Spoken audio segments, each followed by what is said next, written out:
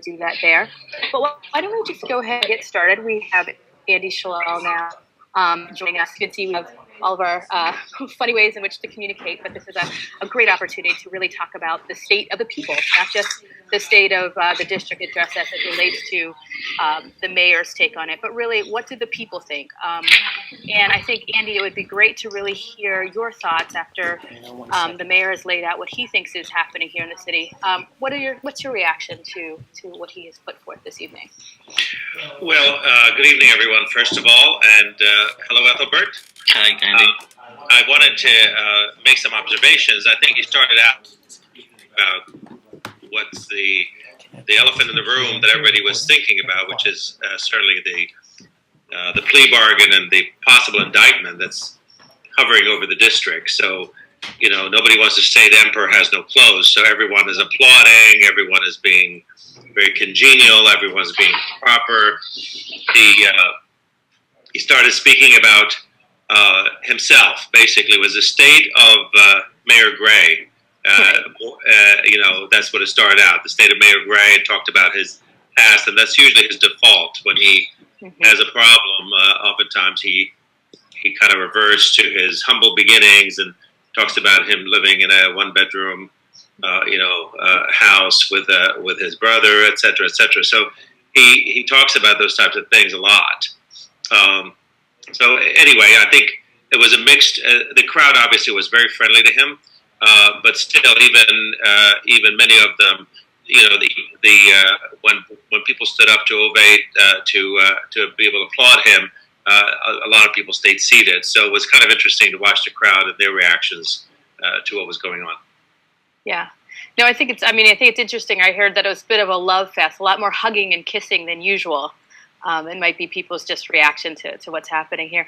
Ethelbert, can I make an observation also? Yeah, please. I think one of the things we might want to look at, even though it was in Ward 7 and that's the mayor's ward, like his backyard, when we look at the audience, it's primarily African-American middle class. It's older black people. When you look at our city and what makes our city exciting, what makes Andy's campaign exciting, it's much more diverse. I'll just begin with the issue of age. That seemed like an old crowd there. And maybe that's why they didn't get up and stand, because it was an old crowd. But, I feel that, when we talk about, many times when the mayor is speaking, who is he addressing? Is he addressing the developers, or is he addressing the people who are part of the band? Right.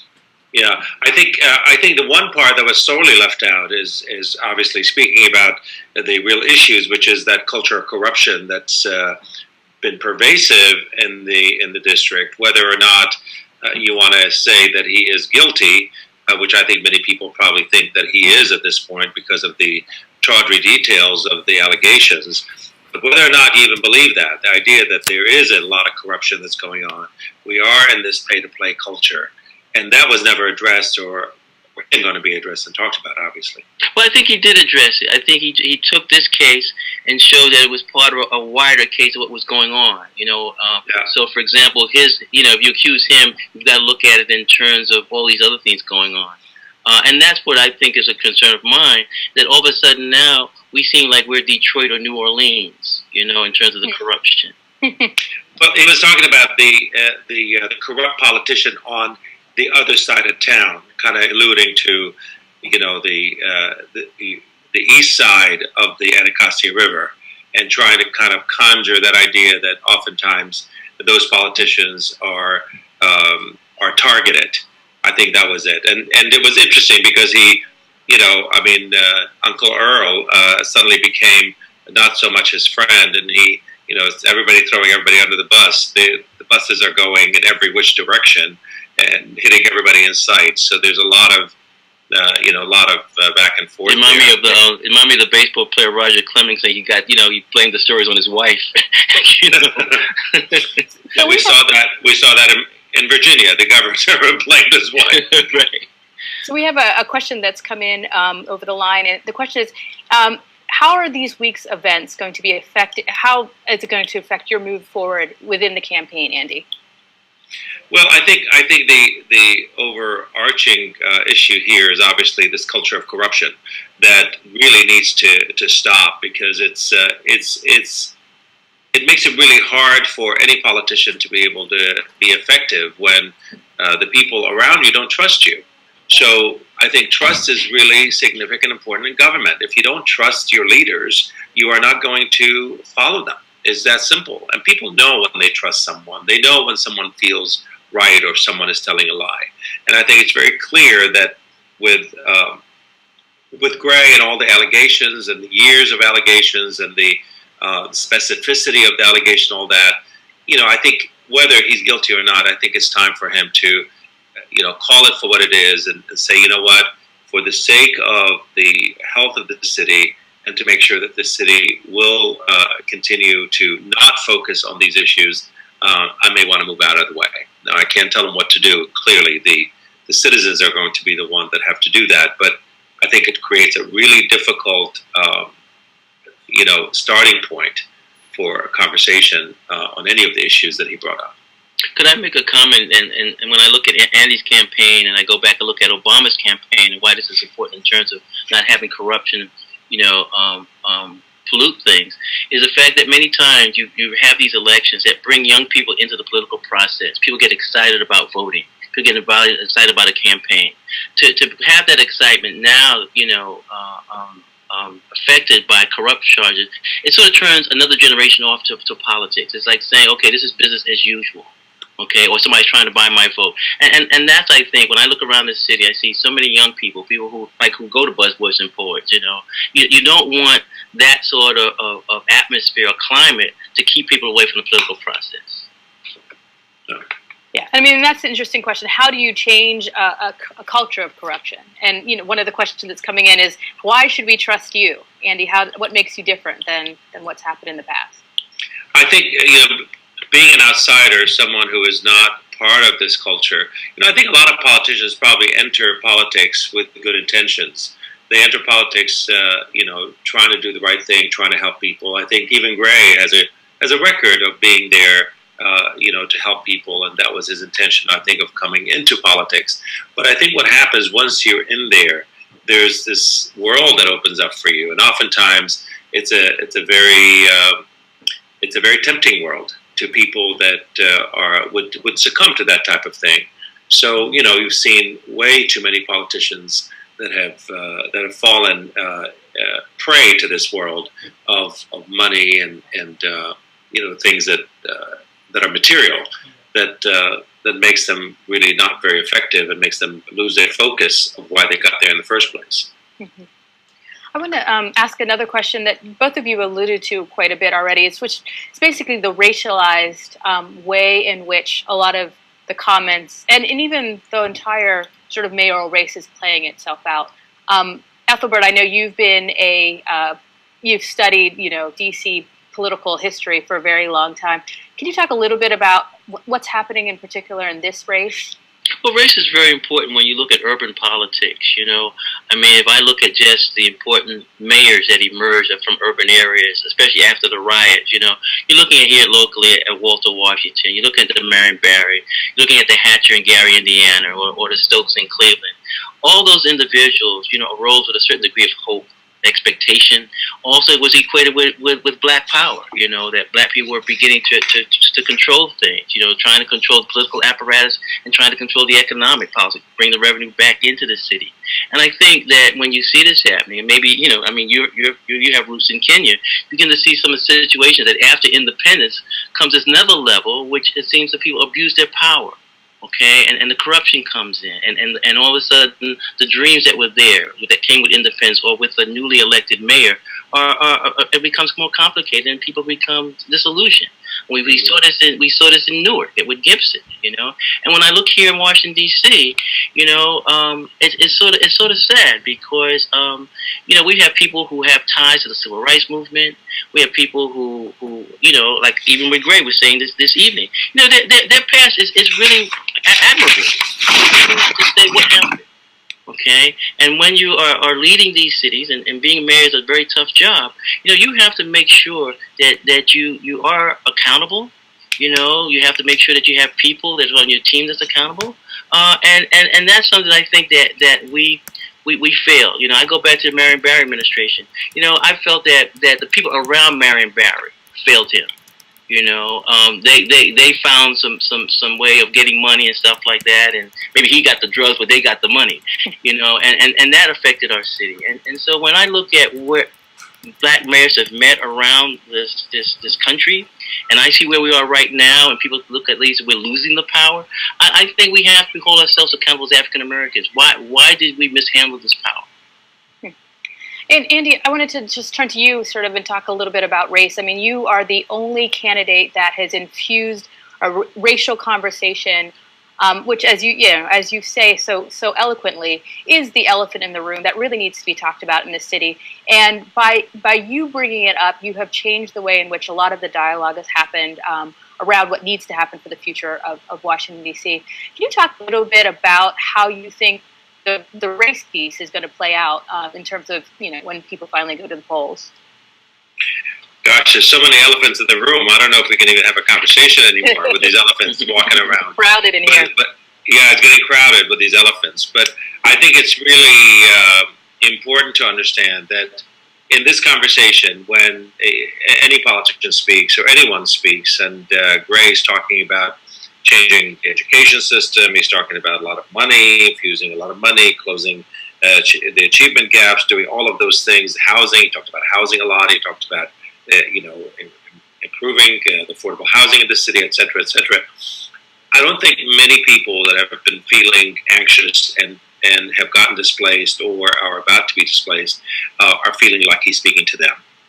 I think because a lot of times when we talk about these issues and we don't address the issue of race, it really falls on deaf ears. I think people that feel anxious continue to feel anxious. People that don't assume that he's talking to them.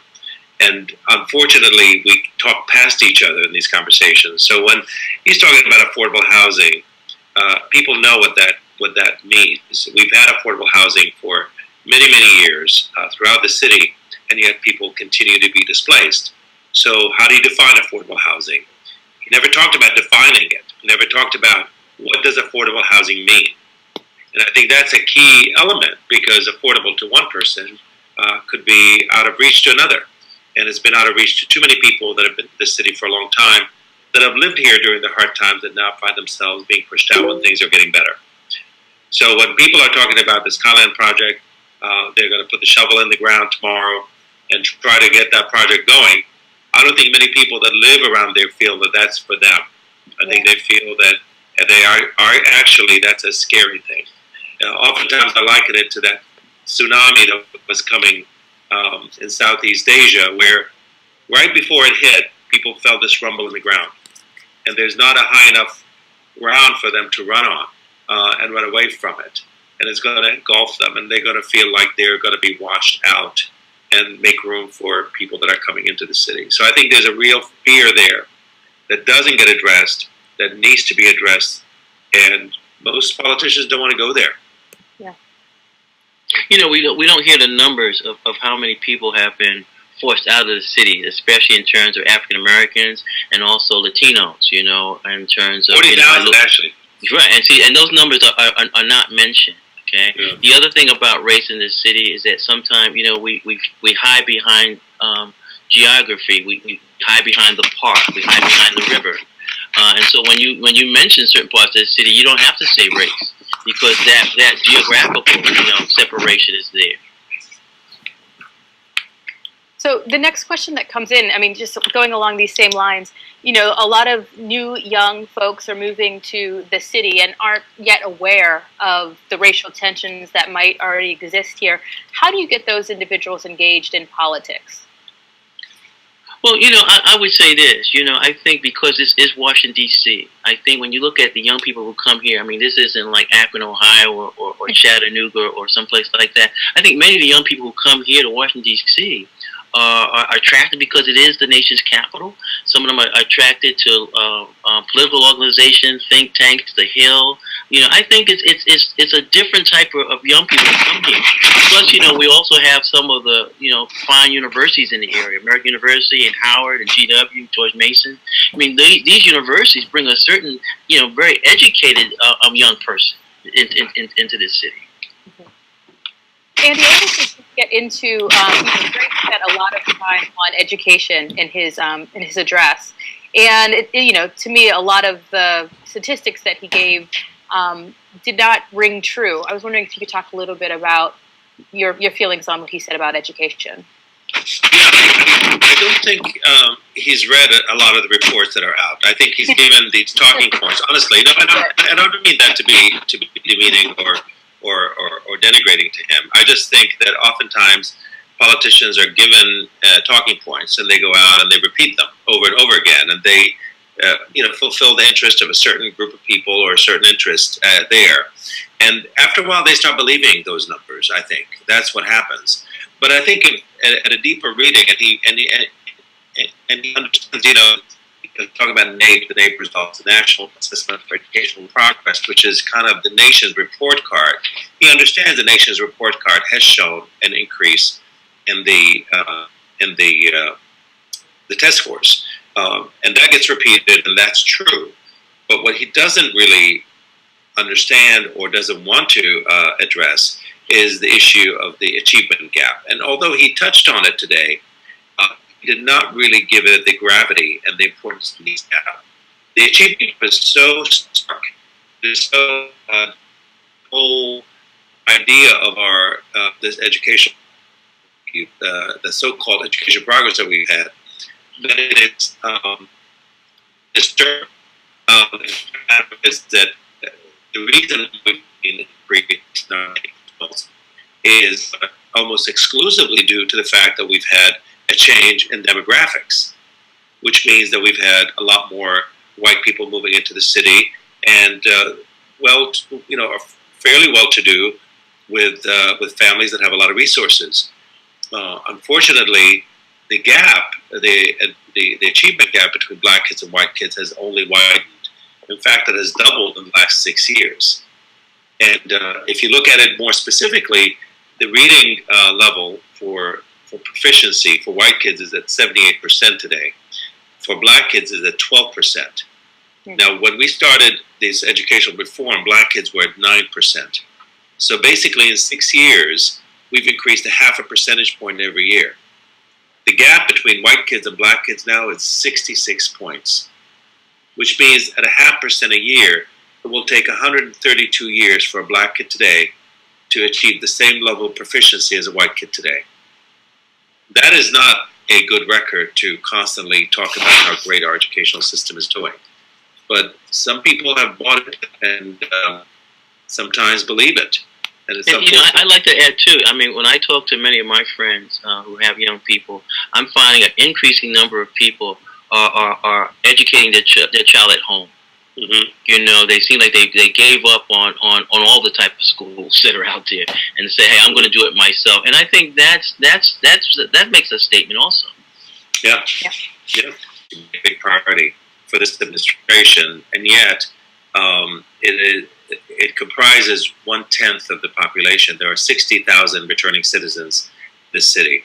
The other issue he didn't touch on, which kind of touches on this issue, on the issue of returning citizens, is the issue of literacy.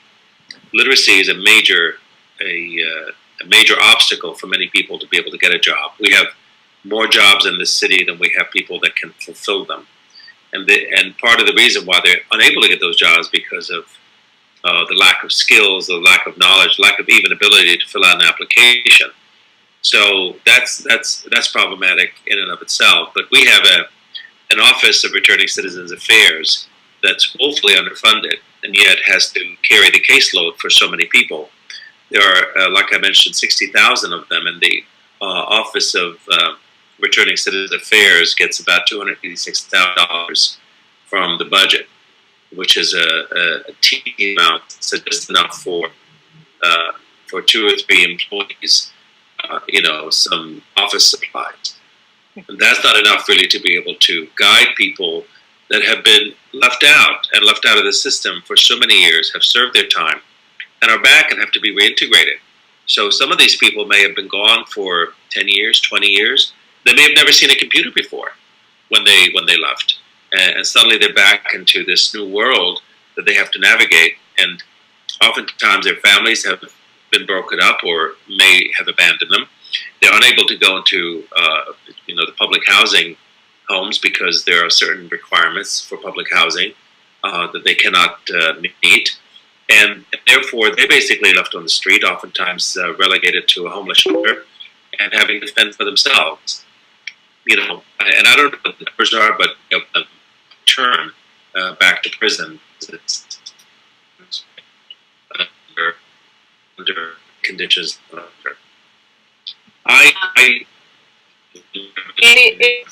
We're losing a little bit, so we might have you reboot. It's just me.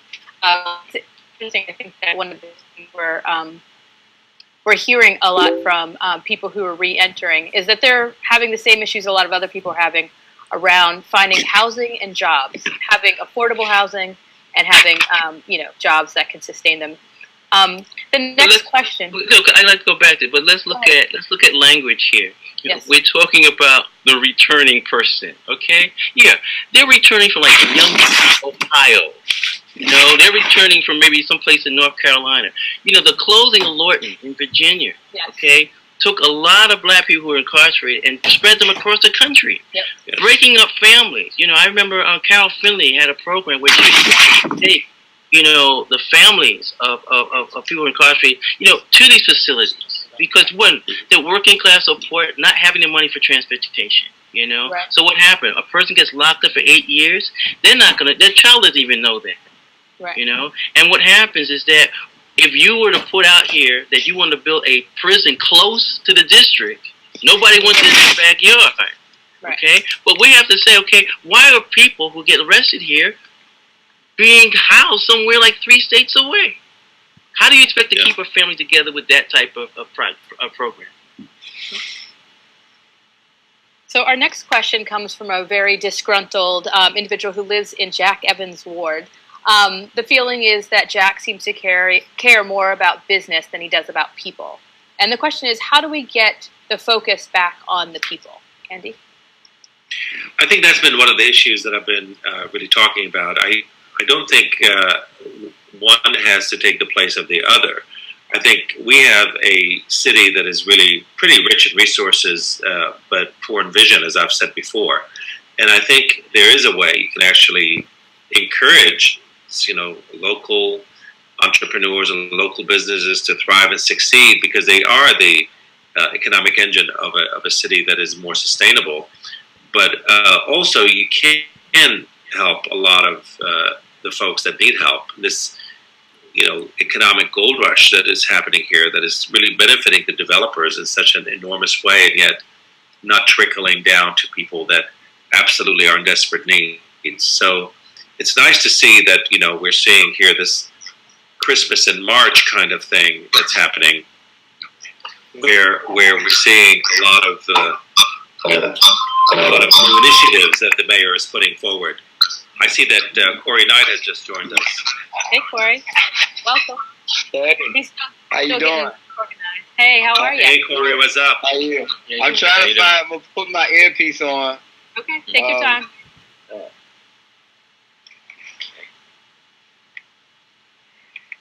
Go ahead, Andy. We'll get Corey when he's all ready. Yes. So I think it is possible to be able to take care of both.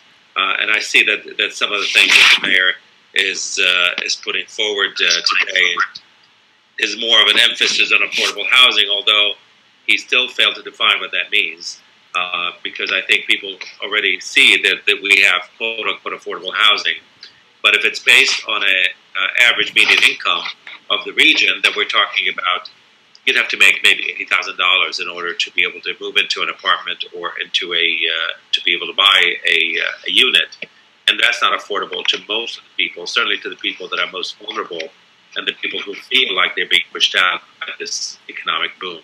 So I think that's problematic. The other thing he was talking about is having 10,000 units of affordable housing. 10,000 units doesn't even, chip the tip of the iceberg. I think we need about 70,000 units in order for us to meet the demand that's necessary for people that need affordable housing, for meaning that workforce housing, people that are teachers and who make starting salary of $51,000. They have to be able to afford to live in the city.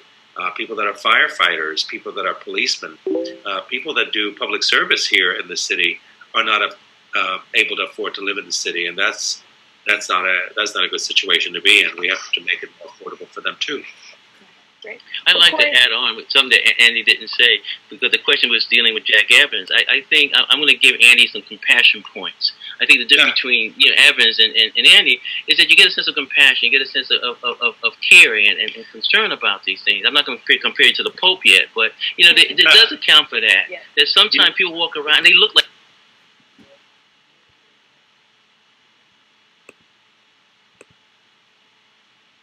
I think you make a really good point, and thank you for bringing that up, because at every debate that I've been, the first thing that Jack Evans gets up and says and recites our AAA or AA bond rating that we have for the city, and I laud him for that. I think that's great that we have that, but you tell that to a homeless person, you tell that to a teacher that can't afford to live here, or you tell that to a child that's living in poverty. Does it even care what a AAA bond rating is, or does it really matter to them? And if it doesn't matter, then what's the point of having good credit if you don't use it when you need it for the people that need it the most? So the fact that we have good credit that is not translating into helping the most vulnerable, to me, is really unfortunate. I remember years ago when I was just starting up, and I would see the Dow Jones Industrial Average has just gone up. And that meant absolutely nothing to me. The fact that the Dow Jones Industrial Average numbers went up, it may have benefited some rich person somewhere along the way, but meant absolutely nothing to me. And that's unfortunate that for some reason, I think with Council Member Jack Evans in particular, there's this disconnect between his world and the real world that's out there, that is outside of Ward 2. Well, let's bring Corey Knight into the conversation. Corey, we're glad that you're able to join us. I want to first congratulate you for winning your Unsung Hero Award. I want to let everybody know one of the reasons Corey had a heart attack going on. He was off getting his award this evening. But Corey, earlier we were talking a little bit about individuals when they re-enter back into Washington, D.C. after being away. As a returning citizen, and I was wondering if you could talk a little bit about what changes you'd like to see in the way in which this city supports returning citizens. Oh, well, a lot I've noticed about returning citizen incarceration is that we really need to set programs to help guide them in a way for they won't have to go back. A lot of times you do your time, they put you out, and that's it. You do your time, they don't have any programming, they don't have anything going on in these jails. Well, especially in the federal prisons, and all you do is work for them. All you do is work for the compound. So if you don't save any money, while you're incarcerated and you leave out, they give you like $65 in a bus ticket if you're all the way around the world, and they send you back to D.C. A lot of times, when you're coming back to D.C. on the bus, you immediately get depressed. You know what I'm saying? And your next stop, when you get off by the Greyhound, because they let you off by the Greyhound, your next stop is the corner store. I'm going to get a beer. You know what I'm saying? And I'm right back to the same thing because you're being depressed. Like, you don't have nowhere to go. You're not connected to your family. And a whole lot of anxiety kick up, and you just don't have anything to do. So what would you suggest? What would be the most important thing that would change in the Office of Returning Citizens? What would you want to see most happen? Well, that is a real interesting question. Because like Andy said, $286,000 for a budget. And what the Office of Returning Citizens office is actually a resource center. And they got a stand set up in which they have information booths. And it's, I mean, yeah, I'm exposing. Let me go ahead and expose. Please. I try to be calm, but I'm exposing. So when you go into the office, what they do is they sign you up. They sign you up for their database. They want to show that they have a consistent base of clients coming into their office, so they can always get the money that they saying that they helping people out with. Mm-hmm. They sign people up. They go get all the information around it. They say these people hiring, these people hiring, and these people hiring. Well, how are you going to send a person to a job that don't have any job etiquettes? Like they haven't even done an interview yet. You know what I'm saying? They haven't possibly even addressed some of the issues that they have going on, like drug abuse. They've been in the street all their life. They have a lifestyle issue. It's a lot of stuff that needs to be addressed to the individual before they can even set themselves up to be employed. Because I hear a lot of people talking about we need jobs. Okay, you get the person a job, you set them up, you put them to work, and then they go in there and have a fight with the boss. You know what I'm saying? And before you know it, they say, nah, we don't want none of them people no more. You know what I'm saying? So then we lose that opportunity to have that job. You know what I'm saying? I look at Homeland Security, where they fought for the jobs because the D.C. residents were supposed to have, you say like 50% of labor jobs, and D.C. residents were supposed to have them. So they gave them the jobs. You say 7 out of 10 was coming to work late every day. Some people got a check, never showed up back to work. People talking smart and just acting out on a job. Because a lot more job training, a lot more support for individuals. Right. The next question, Andy, has to do with this culture of corruption that you're talking about earlier. If and when you are elected, what would you do to help stop the corruption that we see all too often? Well, I think we all know what the corrosive impact of money on politics is. I mean, we've seen it on the national stage. We see it in our own backyard right here.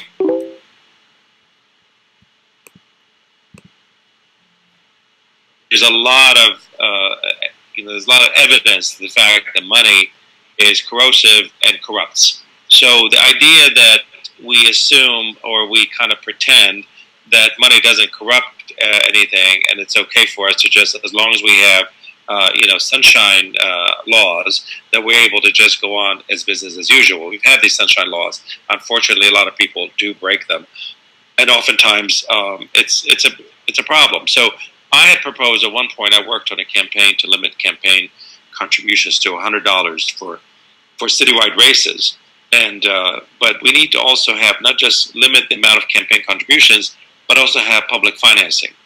Many cities throughout the country, particularly New York, recently has instituted public financing. It's a 6-to-1 ratio, up to $175. So you raise $175, the government matches it by 6 times that. It keeps the amount of donations smaller. You can get a lot more money from a lot more people, get more people involved in the system. You don't have to be dependent on those large chunks of money that are oftentimes bundled with the expectation of something in return. Now, politicians will tell you, no, that's not what I'm about. I take the money, I get it bundled, I get elected, but it doesn't impact the way I make decisions. That is just not true. We've seen it over and over and over again, where power corrupts, money corrupts, and we need to get money out of politics, that's for sure, in order for us to continue to have a thriving democracy. One thing that could be done, and I've always maintained this, that if you took those city council jobs, and I'm throwing the mayor too, and you cut those salaries, okay, you have a different type of person running for those offices. I felt that sometimes, I won't even mention names, some people stayed on those jobs because where can you make 6 figures? Was it a part-time job making 6 figures? I think if you cut those jobs down, you get maybe a younger person doing it, but you're not. Some people are there. I mean, take Mary Barrett. I mean, remember, if he's not a wealthy guy, he's going to stay on there like it's a pension. And what happens is that these salaries attract a certain type of person. It attracts the person who wants something on their resume. Okay, if you look at all the campaign stuff, okay, It's all like, I did this, and I want to do that. Not about service, okay? I think one of the first things that Andy said, which attracted a lot of people's attention, was like, hey, I'm not going to take a salary. Oh, I'll vote for you, buddy. But that's not why most people run, because they look at how much money they can make. You had Lightfoot was going to law school. Jarvis was running a college. You know what I'm saying? It's obvious they wanted a salary more than to do the public service. You cut those salaries of the city council, you wouldn't even get certain people applying for the job to run because they're not really committed to the community. No. The next question is about cab drivers and how they're being stiffed by the credit card companies. And the question, again, to you, Andy, is what would you do to help out the cab drivers in this situation? We have so many types of ways for people to be able to get around now in this city with this Uber influx. Also, I think there's a lot of anxiety among cab drivers about why are we so heavily regulated, and then there's this new startup company that comes through that takes away some of those regulations and is able to circumvent them. Now, a lot of young people love Uber; they love using it, but there's a happy medium there somewhere to be able to make sure that everybody has a fair shake at the market. So I think we need to really address that in a very serious way. And I'm looking into it actually to see how we can address it better than we have. As far as credit card companies stiffing cab drivers, I mean, I use credit cards obviously in my business, and there's a lot of fees involved aside from being stiffed, which may or may not happen. And I'm sure it happens sometimes, but aside from the outright stiffing, there's a problem with fees. There's a problem with the processing, how long it takes for you to get the money, what kind of when you the fees aren't just a percentage of how much you put in, but every credit card transaction has another fee. So you're talking about by the end of the month, that's a big chunk of change that a taxi driver has to pay up in order for them to continue to receive credit cards. That's a problem. It's really, really difficult sometimes. I would also connect that, maybe because Andy's been talking about the issue of race. I think here's an example where race has to be presented, because we're talking about Ethiopian community. We're talking about immigrants who come in where a cab is a first way of getting a job. I mean, Corey might want to go look at this. You're talking about job training. Well, somebody said, well, I can drive. Right. So what happens for many times people, immigrants, a cab was a way of getting into the middle class pretty much. Or just having your own cab, owning your own cab was a goal for some people. Right. Yes. Yeah, let's bring Corey back into the conversation. Corey, one of the things that we spoke about earlier before you got on was sort of how race is playing into this mayoral race and how it's playing off. And we heard a couple of coded languages that coming out of the mayor tonight in his speech. I wanted to see if you had some thoughts about the shifting nature of DC, because as you know, lots has been happening in terms of demographics in the last couple of years. Well, it used to be Chocolate City. I think I think it's good and it's bad. A lot of things I think is bad for us because we're always on the bottom, right? And we're not looked upon as potential people to live in Washington, D.C. anymore. So it's sad, but that's where it's at today. I think a lot of things is like they're trying to drive us out. We are a commodity far as incarceration. So a lot of times, like you talk about the pipeline, and I call it from the cradle to the grave now, because they're cutting all our schools out, and then they, and a lot of people are not going to school, so they stay in the streets and they going to jail. And I think race plays a big thing because now Washington D.C. is so divided. So what I like about Andy is bringing everybody together. That's the one thing I see. A lot of people in these different campaigns for these different candidates are really being used as pawns. Exactly. You know, they being used because they getting paid. You know, so I'm gonna give you money because I need you to work for me. And a lot of people, it when I look at it now, like I look at the ban and box law, something that we really need. But now you seeing everybody's rooting and going. You know, they instead of the reentry population coming together, right, with dispersing because of money, because of greed. Because if Jack Evans say, "I'm gonna pay you $10 an hour," I need you to, so they're gonna go that way.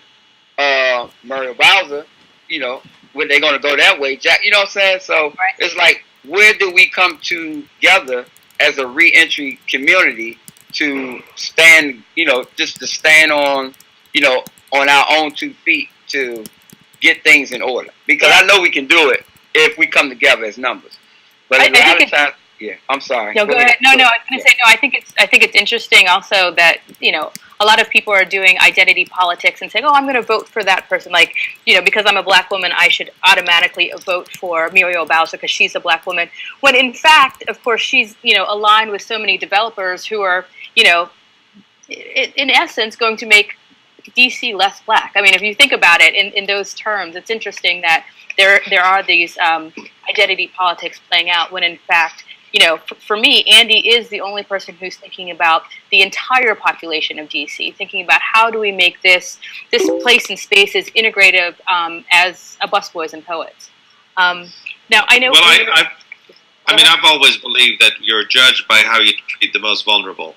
That's how I feel the health of a city should be taken. The temperature of a city should be taken by how do we treat our most vulnerable? How do we treat, the returning citizens? How do we treat the kids that are living in poverty? How do we treat the elderly? How do we treat the sick? How do we treat the handicapped? Those people that need the ability to have a level playing field. I think that's how we should be judged. I think, and when you talk about the developers, they're actually running the city now. I hate to say it like that, but you have the developers that's they're in. A lot of the candidates is now. You know what I'm saying? I know Andy is not one of them because Andy run his own business. And that's why I'm rooting for Andy, because I know where I see tangible evidence that Andy can do this. But like you said, a lot of people, a lot of these developers, and yeah, I expose because I really don't care, that a lot of these people are being influenced by money. When you think about Gray, Gray sitting in the office, but if you go outside, he's only counting cranes. You know what I'm saying? They counting the cranes. They want to see how many cranes can go up in Washington, D.C. so they can build, and everything. And when we talk about building and we talk about all these jobs, and because when you start to build, you start off with labor jobs. So that means we can hire a lot of young people to do labor jobs. You know what I'm saying? You hire them in jail. I mean, why you can't hire them in the city? So you have these jobs that can be done right now, but they, Andy, could you talk a little bit about the job situation in Washington, D.C.? Sure. I mean, I think it's no secret that we have more jobs in the city than we have people that could fill them. So the jobs are here. It's just we're not giving them to DC residents. Partly because a lot of times, like Corey mentioned, we don't really train a lot of people to be able to not only get a job but keep a job. We also have a serious literacy problem in the city. The fact of the matter is we have about 63,000 people who are functionally illiterate, and we only fund about 10% for literacy programs. There are GED programs, for instance, that are in the city in some areas where they have 30 slots and they have 400 applicants. We don't have enough slots to be able to accommodate the need of those people out there who need to get a GED in order for them to be able to qualify for a lot of the work that's there. And it makes you wonder why. That's a terrible way for a city. We need to invest in those people, because if we can get them a GED, if we can get them literate, if we can get them off their feet, takes them off of the welfare rolls. I mean, remind people. Actually, let me do it differently. I want to thank the individuals who've donated the $150 that we see that have come through during this virtual town hall discussion. Thank you very much for that. And if there's anybody else who would like to donate to Andy's campaign, please feel free to go ahead and do that. Also, if there's any other questions that people want to put forth, feel free to put it into the chat area down there at the bottom.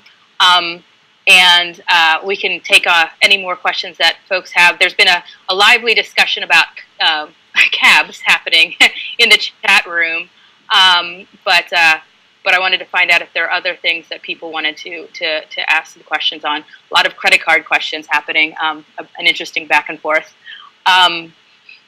Do we have any other questions that want to come through there? And if not, I can go forward with a few more questions for Andy and Ethelbert and for Corey.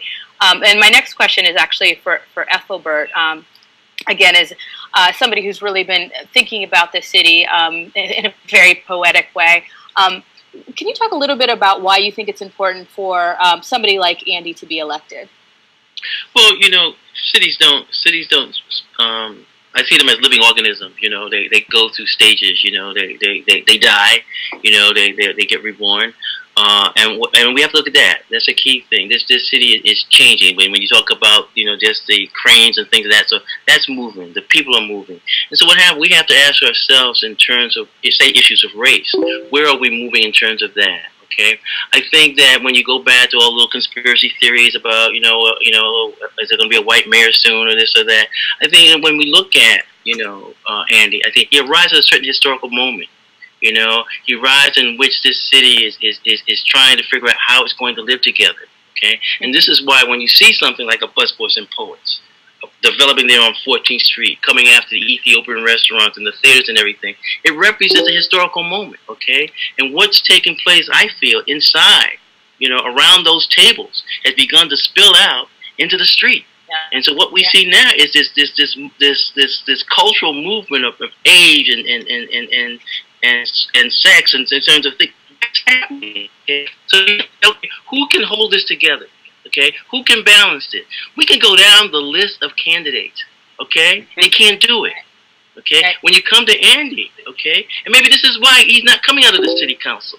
Okay, he's coming out of really the community, and he represents the community. And what happens? He's not African American. He's not from tracing his family back to free Negroes or something like that. He's coming out of quote the Middle East. If you want to use the symbolism of that.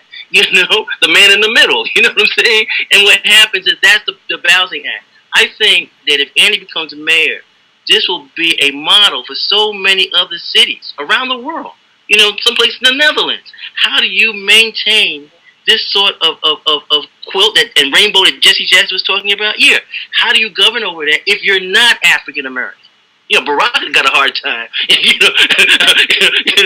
handling this. And so I think Andy would have a major thing, but it's something that people would look at. Right. Okay. And I think he arrives at this historical moment, and that's why I think this is a very historic race. Yeah. Let me ask a question. I want to ask you all this question. Yeah. Why do you think people are afraid of change? Because we keep settling for less, right? And we keep getting messed over. So, I mean, why do you think people are so, just so afraid? It's very easy. It's very easy. And you brought it up when we were talking, Corey, the last time. You raised the whole thing of fear. You raised that very quickly. What happened? People are afraid of losing their identity. They're afraid of walking down the street, and all of a sudden the street has changed in front of them. They're afraid of a neighbor that speaks a different language or looks different. They're afraid of that because all of a sudden it says, okay, wow, what happened to me? I used to look across the street and there was a black person there. Now it's a white person. Well, where did they go? What's happening to me? Am I next to go? And they're afraid. They're afraid of change. Like sometimes you have the people who have been incarcerated. They're afraid of the computer. Yeah. Okay, they don't understand it. They don't even want to touch it. Right. So, okay. So I have 3 questions on stack for you, Andy. The first one has to do with new buildings and whether or not they should be required to have 30% of their own energy. Basically, take care of 30% of their own energy needs. Yeah, I think there's a new model for sustainability for cities, a model that's called Architecture 2030. and it's really to focus on the way we do our architectural design of a city in order for it to become more sustainable and more environmentally friendly. I also believe that we should really work on the idea of having a zero waste city. Mm-hmm. But right now it's really difficult for me, for instance, a restaurant. There are many restaurants in the city. It's very difficult to compost. It's very difficult to be able to collect compost, put it in a safe place, and have somebody pick it up on a daily basis and make it cost effective. If it's done correctly, it's extremely expensive. And if it's done badly, it attracts rats and attracts other vermin and all kinds of stuff. So it's not a good space to be in. But there are some cities that have managed to do composting as part of the city waste management, and have turned it into a zero waste situation where you're encouraged to be able to compost. You're encouraged, and it's actually cost effective for you to compost. So I'd love to see us become more mindful of ways that we can actually become or actually work toward a zero waste environment. When we're talking about, for instance, the light rail that we're building right now on 8th Street and throughout, people are saying, well, that is to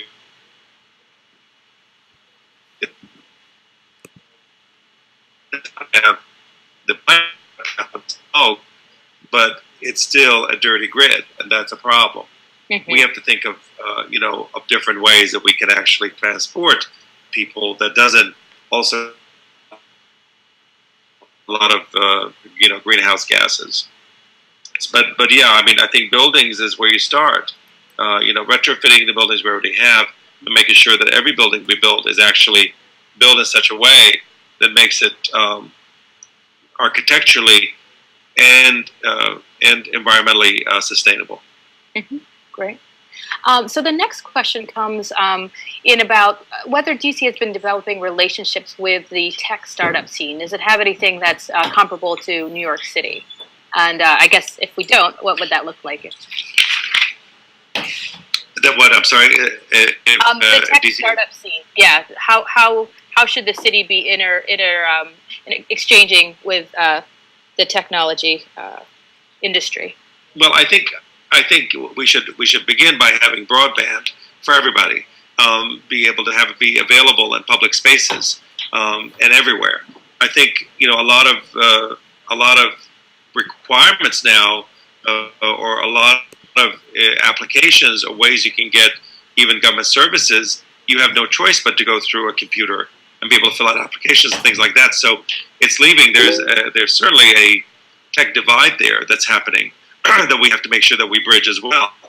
So you want to make sure you start with that, and also creating hubs for tech companies. I think there's so many opportunities for that as well, to be able to have common spaces where you have small tech companies, incubators, IT companies, people that are doing web design, people that are working on ways to make people communicate better with one another and so on, to be in an environment that can be collaborative and can help them to expand and expound on their ideas and things. So I think that's really important. Some cities have done very well in having a citywide broadband that everyone has access to, that's paid by the city.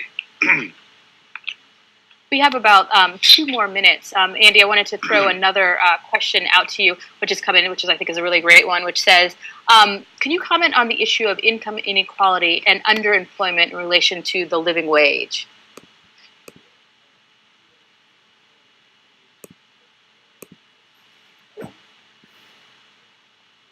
Well, let me.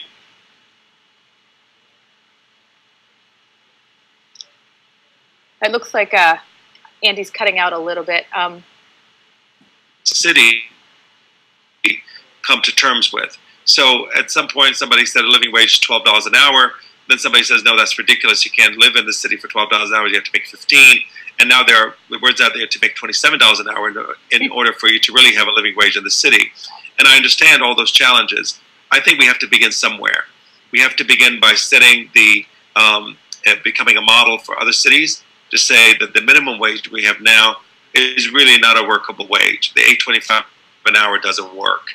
It doesn't make sense. We need to increase it because a lot of people that work for minimum wage are not just the high schoolers who are trying to earn extra money to go to a movie or buy an iPod, but they're also families sometimes. Sometimes they're working mothers. So I think it's important for us to recognize that people that earn a minimum wage aren't always the example that we have maybe in our minds of who these people are. And I think the recent changes that are taking place in the city council, where we increased the minimum wage to $11.50 an hour by 2016, is a good start. I think we could do better, and I think we should continue to push to do better and better in order for us to improve the conditions for all working people in the city. Wonderful. Well, I see that this conversation is sparking other discussions and follow-up questions, and a lot of I think great dialogue amongst those people who are writing in the chat area and having other conversations. So I really hope that we can continue to have these conversations as we go forward with this campaign, and I think obviously beyond that as well. I want to just sort of end by thanking everybody for being on the panel. Corey, Ethelbert, and of course Andy. And if you are interested in being further involved in the campaign, we are looking very much for volunteers, for precinct captains, for election night. And we encourage everybody to go to andy4dc.com. It's as easy as you want to be. Once you get there, you can sign up to volunteer, sign up to get signed, sign up to get involved, read Andy's white paper on education and a lot of his ideas and thoughts on a lot of the pressing issues that we've talked about here this evening. So I want to just end by thanking everybody, like I said, on the panel, and to thank all the viewers who tuned in this evening. And we look forward to interacting and talking with you more soon. Thank you, John. Thank you very much, Corey. Thank you, Ethelbert. Congratulations again, Corey. Take care. All right. See you in the real world. All right. See you on the road. Okay, take care. All right.